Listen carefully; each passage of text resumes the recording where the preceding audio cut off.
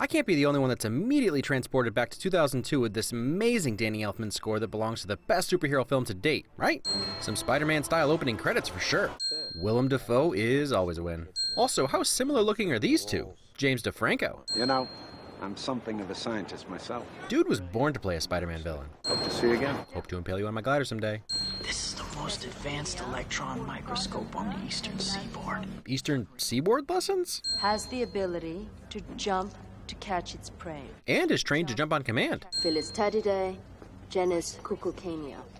Spins an Man, these girls are almost as easy to entertain as me. But that's a totally realistic reaction from giggly teenage girls. Would you believe that Flash, Brad Bros Brunch Thompson, is 1 year younger than Tobey Maguire? Yeah, me either. But he was 26 and Tobey was 27. Tobey could play Peter Parker into his 60s. Some spiders change colors to blend into their environment. Spider-Man shadowing. I mean, that's what it is.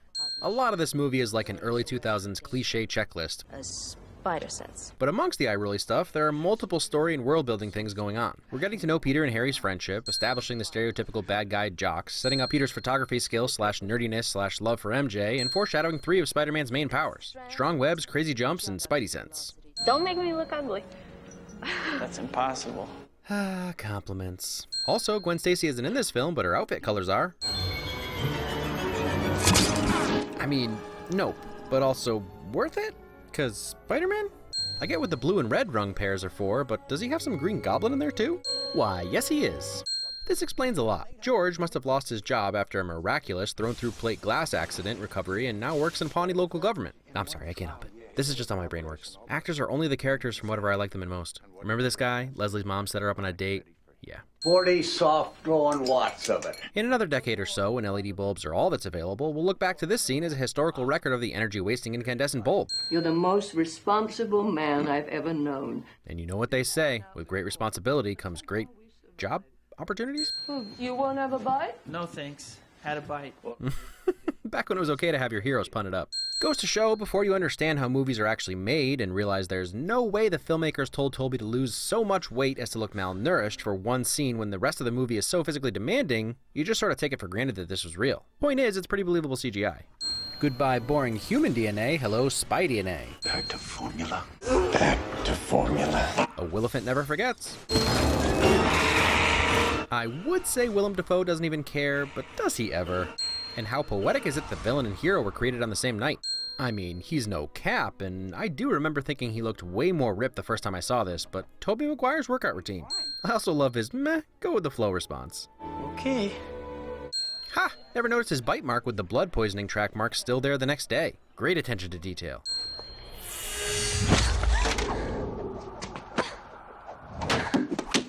Great reflexes. I mean, what she said. Also, that was 156 practical takes. Impressive. You just get contacts?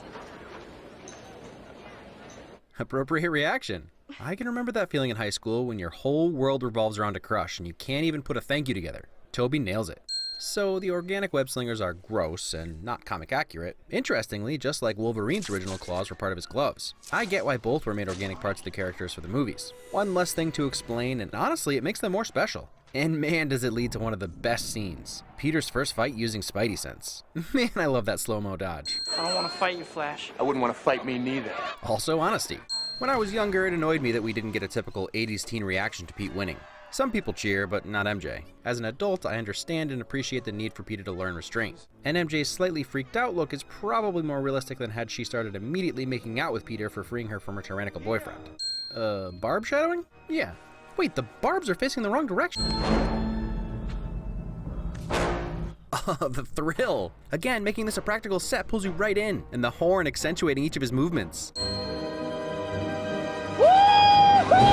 And Peter's responses to his newfound powers is exactly how every high school kid would react. Not as cool and suave as Iron Man's, yeah, I can fly. But this would be me for sure. And what for me? For you? You're gonna light up Broadway. A sincere moment between Peter and MJ that makes you see her through his eyes while also telling us through the look on her face that he's the first person to ever say such encouraging things to her. You're taller than you look. I hunch. And I love all these changes to Peter that are only because of his confidence boost. He's probably not actually taller. You can't just steal Stingray's costume.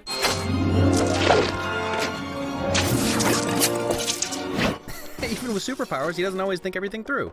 This article is about exactly what it says it is, but who's really surprised when J. Jonah Jameson is running it? And he did literally sacrifice some. With great power comes great responsibility. It's a line that has to be in there, but Cliff Robertson delivers it expertly. Beautiful beard win on Macho Man Randy Savage. Flying Dutchman! Living up to your name. What's your name, kid? The human spider. The human spider, that's it? That's the best you got? Amazing Spider-Man! Goes to show when Ash gives you a name, you stick with it. One of the main things that makes this movie so fun is Peter's genuine joy in finding his way as Spider-Man. Totally relatable as wish fulfillment. Some scenes just stick with you. I don't know if it's the relatively decent 2002 CGI, or the heightened revenge excitement, or the absolute desperation you can feel in Peter's exertion and jarring camera movements, or how he throws caution to the wind with his first successful web slinging. But Peter chasing down his uncle's killer with such personal ramification is just a classic and memorable moment. And this really is fantastic. Totally captures the thrill of swinging from buildings. So creepy. So it's like Ed 209 mixed with a crappy Iron Man suit? Where's Justin Hammer? Is he watching this demonstration via Skype? I know this has been a difficult time for you. Yeah, thanks for reminding me my uncle was dead. What are you, some kind of villain? You know what? Whatever. Your loss. Well, he's not totally wrong. Have you seen Al Seed wide as a door after high school? You gotta love these cliche robbers in black beanies and classic comic robber attire. Guy with 8 hands. Sounds hot. You would think that, Xena. Wait, what the heck? That really is Lucy Lawless?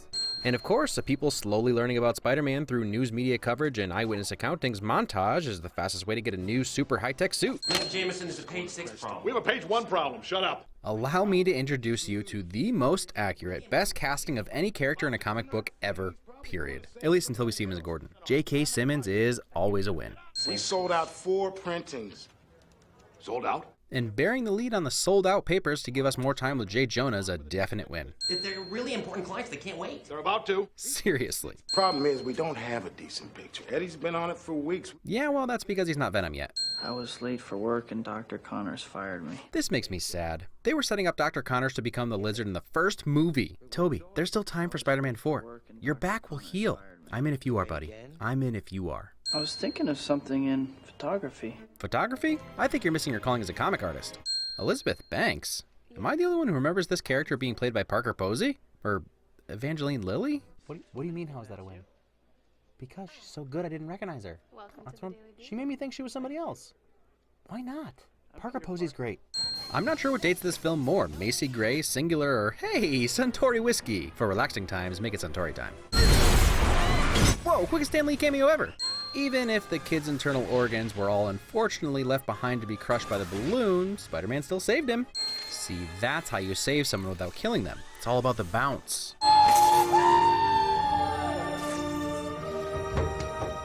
Yeah, hear that? The sound of his footsteps in the windows? Details. Performance enhancers. Bingo. To be fair, Defoe doesn't need performance enhancers. See what I mean about not caring? How about this Jekyll and Hyde personality switching? Green Goblin, you like that? Mr. Jameson. Made it up myself. These weirdos all gotta have a name now. See that? J. Jonah Jameson takes the advent of superheroes and villains in stride. That's slander. It is not. I resent that. Slander is spoken. In print, it's libel. Vocab lesson. The fact that they used a stunt double here, which I'm totally cool with, don't hurt a hair on JK's head, alerts me to the fact that this is a practical explosion. Props for that. Takes the pictures of Spider-Man! I don't know who he is. His stuff comes in the mail. You're lying! I swear. Discretion. We get a little depth beyond the money-grubbing J. Jonah. You'd think he'd be the type to sell his own grandmother for a headline, but he sticks up for Peter. Although, if Goblin kills Peter, no more pictures of Spider-Man. Or we could destroy. Cause the deaths of countless innocents in selfish battle again and again and again until we're both dead. Compelling argument, really. I like that Norman's manipulative genius is still in there. No amount of knowing that Toby couldn't breathe and Kirsten just about froze to death and could barely keep her eyes open from splashing water could ruin such an iconic cinema moment. Oh, Sam, letting your jump scare roots show. Like a moth to the flame. Or like a Spider-Man to a flame? This slow motion scene is probably the most beautiful scene in the film. The vibrant orange and yellow of the fire contrasted with the red and blue Spider-Man suit, amazingly lit, absolutely jaw-dropping, like a video game come to life.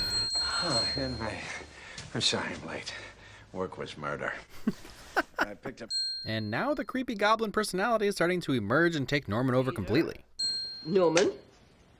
I mean, it's weird to slap an adult's hand, it's weird to stick your fingers in the food, it's all weird. But I believe Goblin's inhibitions would be different from Norman's, so it's right in line. Creep is my father, all right? If I'm lucky, I'll become half of what he is. You will, and your face will also be half of what it was. So, lucky, I guess. The cunning warrior attacks neither body nor mind. The heart, Osborne. Eloquence. Sun Tzu ain't got nothing on Green Goblin. He asked me what I thought about you.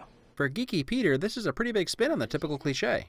Usually the alter ego would report what the hero said and then immediately regret making him look so good. Instead, he goes for it. There's no one Peter cares for more. And that's why it's so messed up for me to date her. No? I will say, it's perfectly in line with Harry's personality and issues he has with his father. He's been watching his father fawn over Peter since he met him, so of course he's going to try to take back some semblance of control, even if it's the thing that matters most to Peter. All this time with me, you're not Superman, you know. Well, he thought he might be. Up and away, Webb! I mean, he even tries to fly. Now, shoot! Love his choices reflected in his eyes.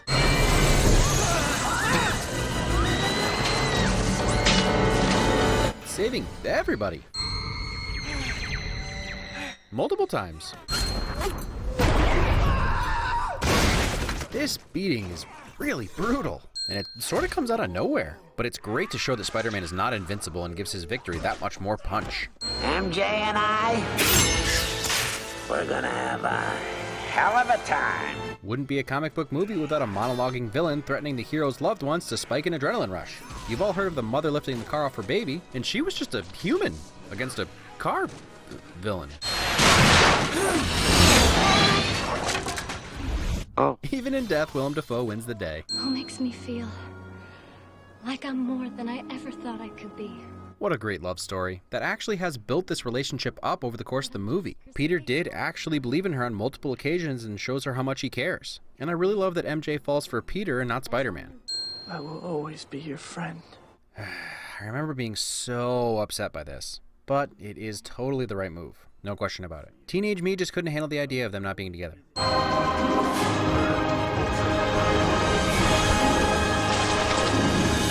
And one more amazing showcase of how well they captured the feeling of slinging around the city. You can almost feel it in your stomach.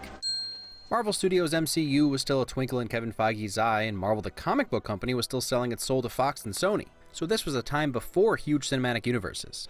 I know Spider-Man 2 will probably go down as the best of the trilogy, possibly the best Spider-Man movie ever depending on Homecoming, but I really love this film. I may eat my words when I do too, but I'm just a sucker for an origin story. And this one formed the mold in a lot of ways. Up until this time, superhero/comic book movies sort of plopped you in the middle of the story. Keaton Bat was already Batmaning, Stallone was judging, and Snipes was already blading. Even the origin stories we did get, like Superman and X-Men, were sort of brief. I'm sure someone will contest this, but for me, Spider-Man was the first origin story that really engaged me and made becoming Spider-Man seem possible. And getting to know Peter Parker as just Peter Parker for almost half the movie goes a long way in endearing us to Spider-Man. I think that in a lot of ways, Raimi's first Spider-Man is the reason we're all at origin story fatigue. We showed that we loved it, so we keep getting it. Spider-Man was a cultural phenomenon at the time. So much so that all that Vincent Chase needed for success was for Aquaman to beat Spidey at the box office opening weekend. Because Spidey broke the opening weekend record with almost $115 million. The only film coming even close to that at the time was the first Harry Potter with $90 million. And then it took 5 years for a comic book movie to break that record, and it was Spider-Man 3. To this day, with one exception, the top 50 grossing opening weekend films are comic book movies, book adaptations, or sequels/reboots of existing franchises.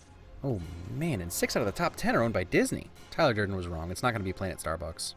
I'm getting off track here, but do you understand what I'm getting at? Do I understand what I'm getting at? Yes, this is what makes money right now. Wondering why you can't get your original screenplay greenlit? You know, the one about an ordinary guy in his 30s dealing with relationship stuff and then moving to Italy? Or Clone Sisters uncovering the mystery of their inception?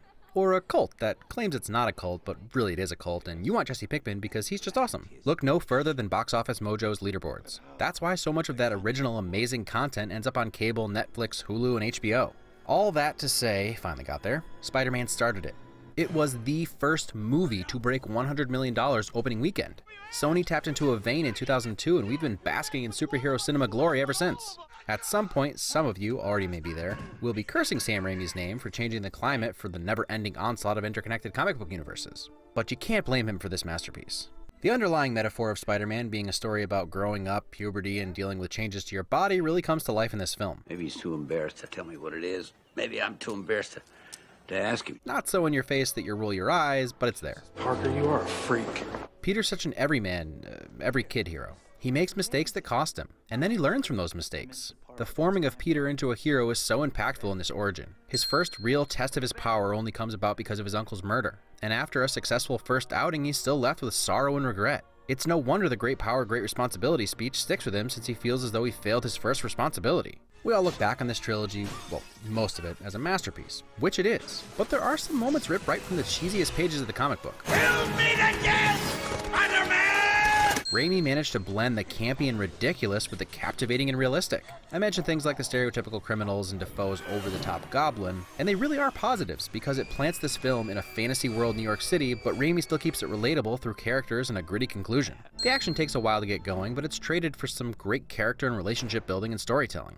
The fact that I was upset about Peter denying MJ is a testament to how well his love for her is sold. And really, the more I think about it, it was the perfect arc for Peter. He started the movie completely driven by his love for MJ. It's the only reason he enters into the wrestling contest in the first place, to buy a car. We know how that turned out. By the end, he finally realizes what his responsibility to MJ actually is, and right now that's to protect her and use his powers for good. And Tobey was a large part of that. His baby face, constant deer in the headlights look makes you feel for him. Contrast that with snarling, mustache-twirling Defoe and you make for such an entertaining dynamic. And Defoe pushed to get the role. Raimi didn't actually want him initially, but finally caved. And a lot of that comes through in his performance. Especially given that the majority of the time it's actually Defoe in the suit because he didn't think a stuntman could convey the correct menace. Kirsten Dunst will probably always be my iconic MJ no matter who gets cast going forward. The steps their relationship takes going forward really cemented her. I don't think I need to say anything else about J.K. Simmons. He stole every scene he was in. This is still one of the best comic book movies ever made and for the most part stands the test of time.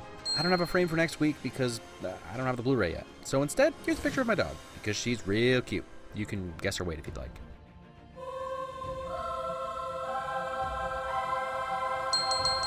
He doesn't want to be famous, and I'll make him infamous. Meat.